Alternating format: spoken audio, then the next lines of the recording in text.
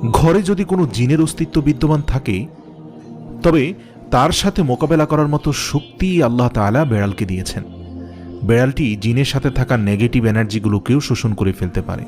শুধু তাই নয়, বেড়ালের শরীরে আল্লাহ এমন একটি ব্যাকটেরিয়া দিয়েছেন যা কিনা আমাদের আশেপাশে থাকা সব ধরনের নেগেটিভ এনার্জিকে শোষণ করে নেয়। এছাড়াও বিজ্ঞানীরা বলছেন, আমরা যখন রাতে ঘুমাতে যাই তখন ঘরে পুষে রাখা বেড়াল সারা রাত ধরে আমাদের শরীর থেকে নেগেটিভ এনার্জি শোষণ করতে থাকে।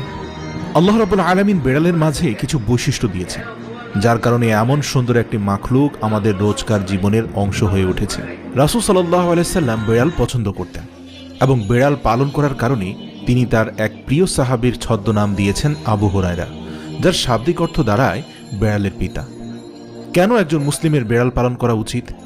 গবেষণা করে জানতে পারা যায়, আজ থেকে ৮,০০০ বছর পূর্বে জঙ্গলের বেড়ালরা খাবারের খোঁজে